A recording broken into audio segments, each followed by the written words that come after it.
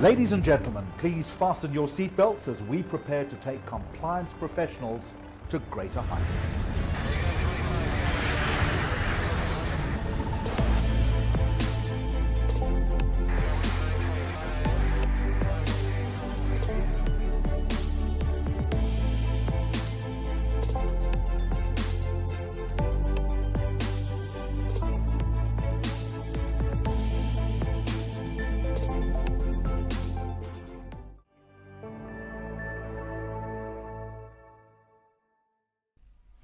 And hello to all of our delegates in Argentina. That was the Argentina Association of Ethics and Compliance, the AAEC.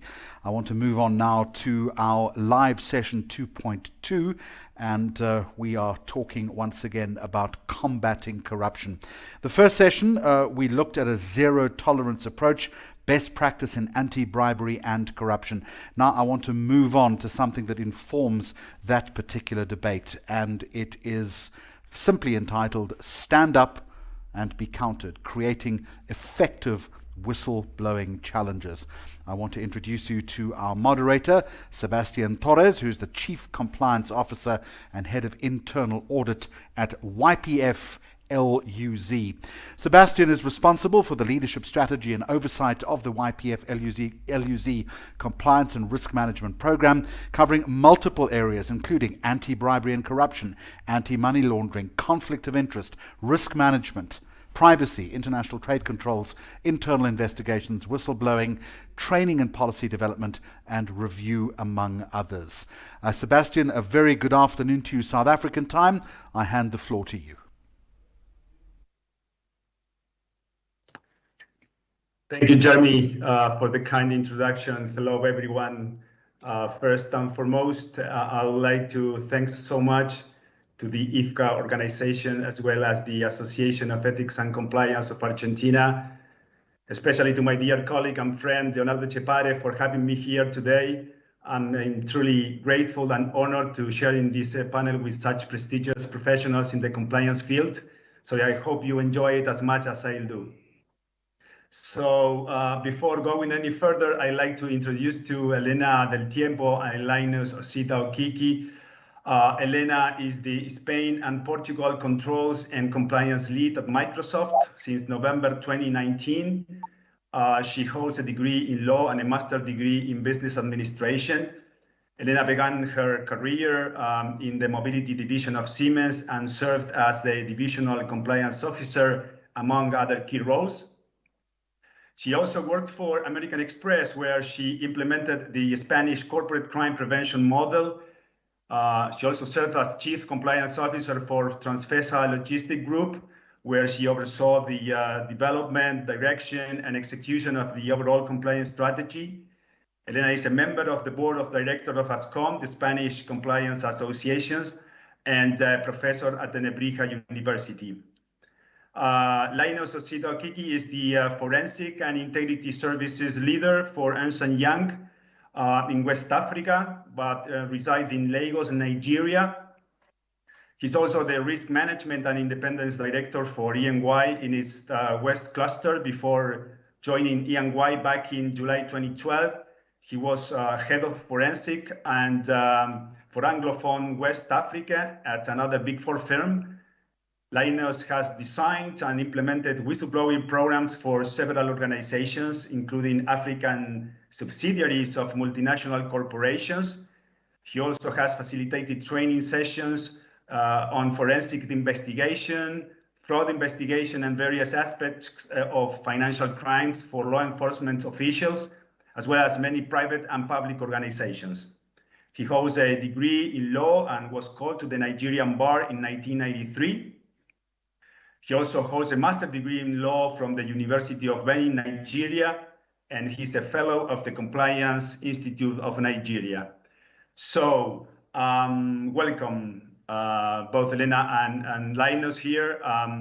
Jumping into today's topic, one of the most common and probably effective ways of fighting wrongdoing, including the corruption, fraud, and many other offenses, is whistleblowing.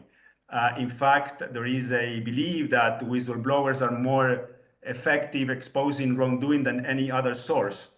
However, we see still fair number of concerns within people who are willing to step forward and to disclose wrongdoing because of the high personal risk they take on when raising concerns. And as we dive into the reasons for that, we find almost the same root causes again and again.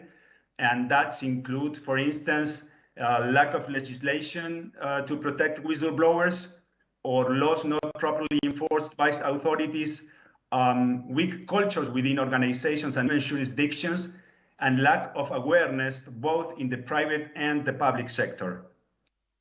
Having said that, over the last few years, we've seen improvements in some areas, especially from a regulatory standpoint, where countries or jurisdictions have been actively working on developing and implementing regulations to tackle the issue of lack of protection for whistleblowers. For instance, in the European Union, with the Directive 1937 that was enacted back in 2019, which requires organizations to implement formal whistleblowers protections and reporting mechanisms. We will talk about that in a minute. But at the same time, we all know that focusing on the law alone is not enough when dealing with reporting concerns, since there are other factors with some negative side effects, I would say, for a person, such as social exclusions that cannot be protected by law. So the challenge here would be how to protect individuals above and beyond the law. So let's talk a little bit about whistleblower protections beyond and, the law and the protection of the law and organizations. So Elena and Linus, as we already discussed, many employees who are aware of misconduct within their organizations do not speak up by or reporting the misconduct. And one major reason for this is fear of victimization or retaliation. So apart from this fear, are there other reasons for employees not blowing the whistle from your perspective?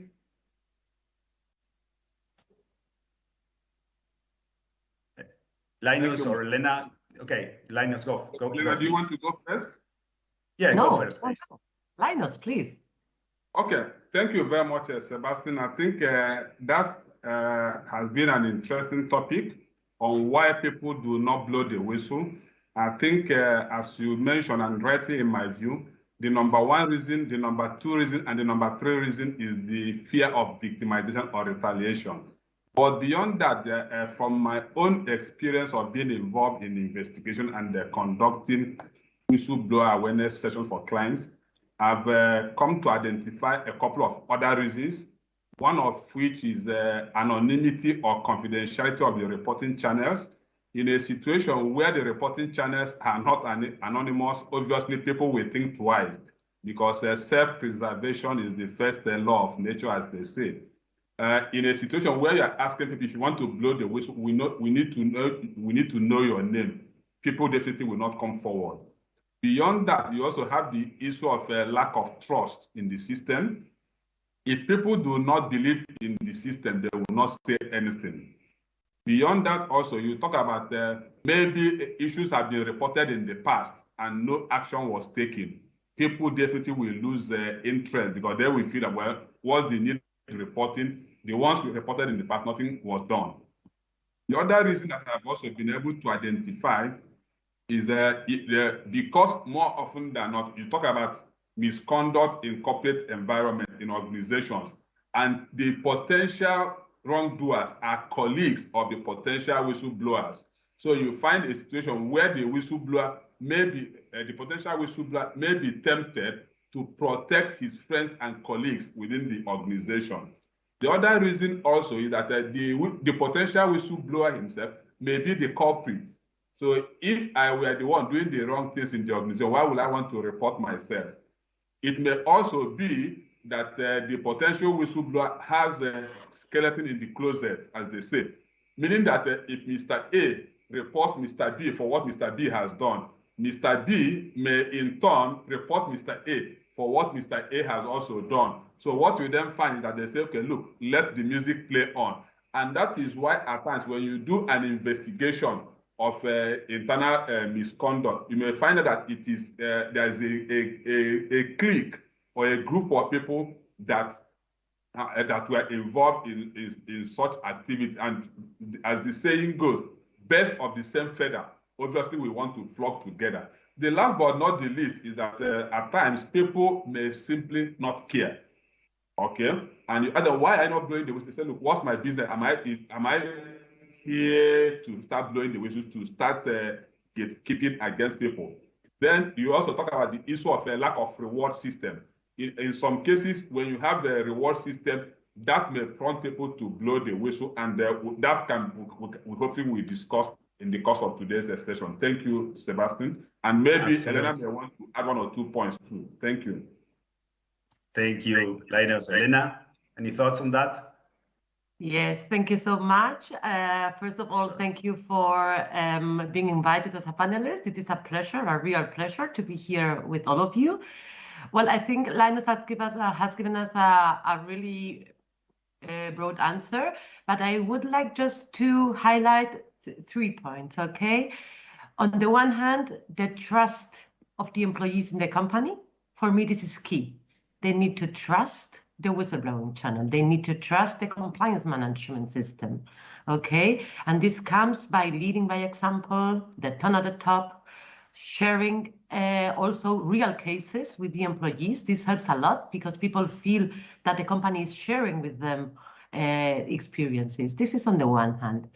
The second one is, and what I have realized in the different companies I have been working at is the experiences employees have lived in former investigations, okay? If the investigations were conducted, let's put it this way, in a right way, okay? Then in those cases, is where employees feel the power to say, whoa, that this works. So if I see a breach, I will also take part and I will also help the company, okay? So for me, the experience of former investigations is really key. And last but not least, I would say one of the main objections people have is to be identified as the whistleblower. This is a very important one. But this has to do also with not just the confidentiality, okay? It has to do with the anonymity, and anonymity is not allowed in every country. So this is something that is for me very important also when it comes to whistleblowers. Absolutely. Thank you. Thank you, Elena. And I fully agree with you on that one, especially. And my next question has to do with the, when we look at, I mean, beyond the framework of the protection provided by organizations and regulations, what practical steps the potential whistleblower can take to protect themselves? And I mean, I ask these questions bearing in mind that it seems that many potential whistleblowers are not completely convinced that there is enough protections for them, and anonymity can be one factor, but I'm sure there are many others. So what do you think about that? Well, in my case, sure, it is what you have mentioned in any case, but for me, it is super important that the allegation, that the reporting, the breaching reporting is very, very clear, okay? Objectivity is key. We can't found or base our reporting of a breach in perceptions. So in those cases, what we need, okay, when we want to report a breach, in those cases, we need in any case to state clear facts, clear date, clear information.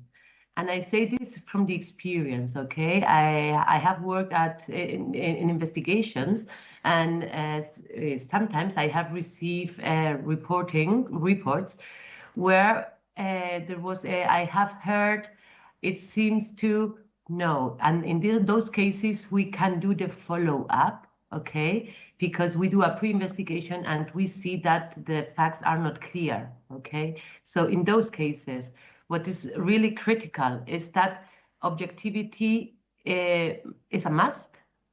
Real facts, clear evidences, and clear days. This will help a lot, and this will also help not just investigators, also the whistleblowers to feel really powerful to report a breach. Awesome, thank you, very clear, very clear. Linus, any thoughts on that one? Okay, I would also, in addition to what Elena mentioned, say that, look, in terms of some of the practical steps that a potential whistleblower can take, I would say, do whatever you can to protect your identity. Bearing in mind that one of the major reasons why people will not want to blow the whistle is that fear of victimization or retaliation. So I encourage whistleblowers protect your identity as much as possible, especially if the jurisdiction allows anonymous whistleblowing. And the question would then be, how can a potential whistleblower protect his identity? Obviously, things like the reporting channel, beware of the reporting channel you want to use.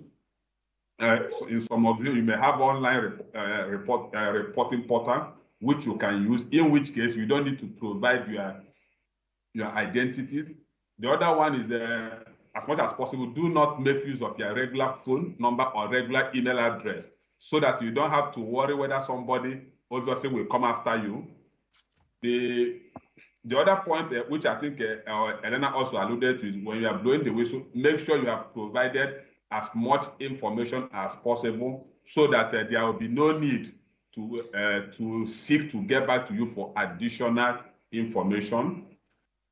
In that regard, also ask yourself this question: the information I am providing, can it be linked to me? Can it be traced to me?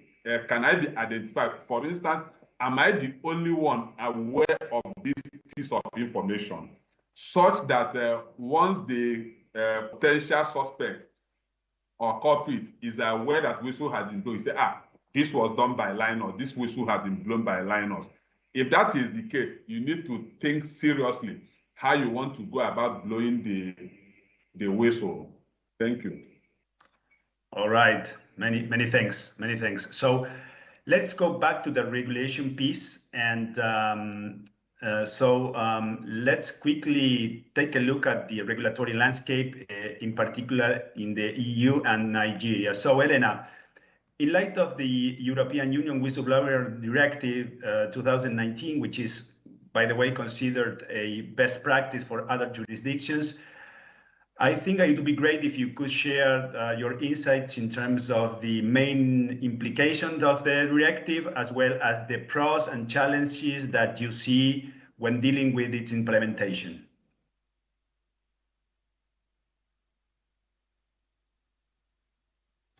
I was muted. Yes. Yeah, you always muted. Yeah. I just realized. Thank you. Yes. When it comes to the European law, okay, nearly 2 years ago, it came into force a European law to protect whistleblowers. This European directive needs to be transposed into the different state members. And this will take place in December this year for some companies, and for small companies in December 2023. So we are in the road, okay, of transposing the directive, which is the primary purpose of this directive. The primary one is to guarantee minimum standard requirements to protect the whistleblowers in case they report breaches according to the directive. This is super important, because what we want in Europe is to have a standardization of minimum requirements, so that we all feel that are protected under the same law.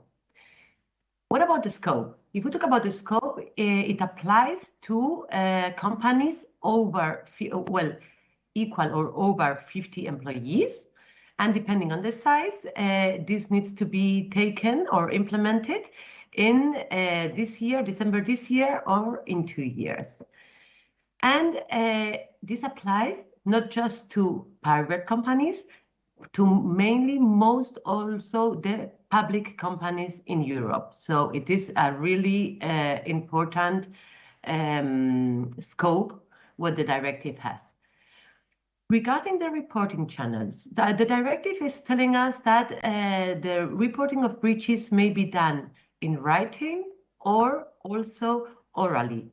And each state member are the one each need to consider if they want to have both or just one of them.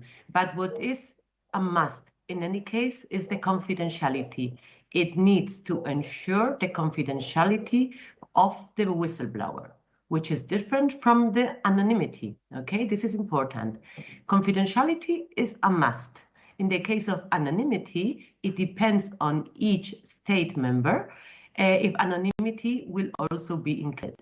In the case of Spain, I can let you know that according to our data protection law, we are allowed to have anonymous reportings, which is also and helps a lot whistleblowers to report breaches. About the responsibility of who is going to receive those reports of breaches. Well, the European directive tells us that it can be the compliance officer, or suggests, okay, to be the compliance officer, the human resources director, the CFO, the legal counsel, but also can be a member of the board of management, okay, and also an executive management. It can also be outsourced, the service. And in this case, I can let you know that in one of my former companies, we outsourced 100% the channel. I implemented the channel, and we decided not just to outsource this channel, also to contact a law firm to give it total independency of the company, so that employees could feel very, very comfortable and bring reports in case there were breaches or there was a clear guideline that there was a breach. And then last but not least, it is important that in this case, we, the companies in the European Union, we will need to inform the competent authority of each country about the implementation and the process of the reporting of breaches. This is an overall, okay, of our situation in Europe. I don't know, Linus, if you have also a great experience that you can share with us. Yeah, I had a comment for this one. In benefit of the time, I think I will skip a quick question. We have a lot to cover, but we are running late by now. So I would like to move on to the investigation piece, if you don't mind. Let's talk about the investigation now. And when the whistle is blown, it is important that the allegation is investigated with a view to establishing whether there is a substance to it, right? And so from your experience, what factors should a company consider in deciding whether to outsource the investigation or use an internal resource to conduct such process? Linus, if you can go ahead with the question. Okay, thanks again very much, Sebastian, for the interesting question. I think for the sake of time, I will just summarize them. The first point to consider is who are the likely suspects, or who are likely people involved in the incident. If there are people that have a lot of influence in the organization, you obviously may want to outsource instead of using internal resources. For instance, if the report or if the whistleblowing is against management personnel, obviously it does not make sense to use internal resources to do the investigation. The second point to consider is the complexity of the subject matter that has to be investigated.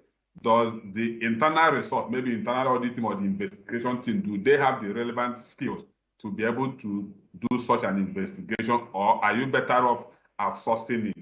The third point is to consider the availability of the internal resources you have, as well as their capacity. If they are already swamped with a lot of activities, obviously you may want to again outsource.